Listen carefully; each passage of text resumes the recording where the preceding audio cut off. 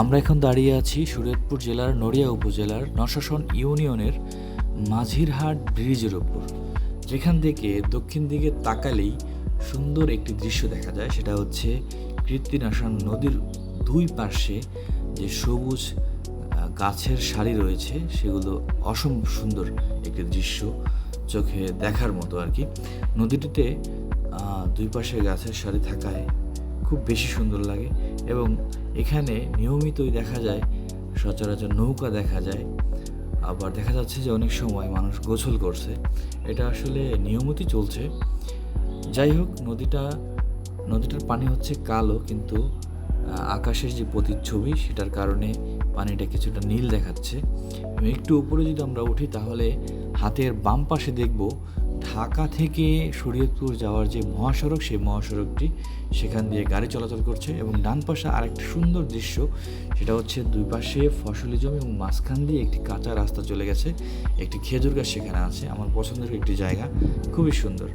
যাই হোক, সামনে দেখা যাচ্ছে শরীয়তপুর সদর, সেই দূরে অনেকগুলো ভবন দেখা যাচ্ছে এবং ডান পাশে দেখা যাচ্ছে ডোমসার ব্রিজ এবং ইটভাটা, এবং আরও ডান পাশে দেখা যাচ্ছে যে ডোমসার যে হাই স্কুলটি রয়েছে সেটা। যাই হোক, সব মিলিয়ে এটি একটা সুন্দর একটা পরিবেশ, যেটা আমাদের সচরাচর চোখে পড়ে না। আর উপর থেকে বিশেষ করে মাঝিরহাট যে ব্রিজটা রয়েছে তার আশেপাশে সব জায়গায় এতটাই সবুজ যে প্রকৃতির মাঝে যে ব্রিজটা রয়েছে এটা আসলে চোখে পড়ার মতো এবং এতটাই সুন্দর, বারবার দেখতে ইচ্ছে করে।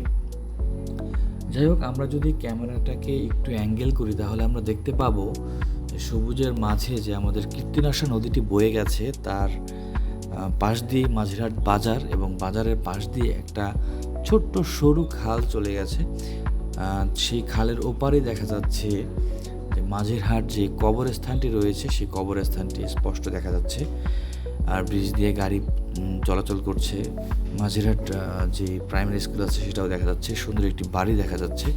সব মিলিয়ে অসম্ভব সুন্দর একটি পরিবেশ। সবাইকে অসংখ্য ধন্যবাদ আমার সাথে থাকার জন্য।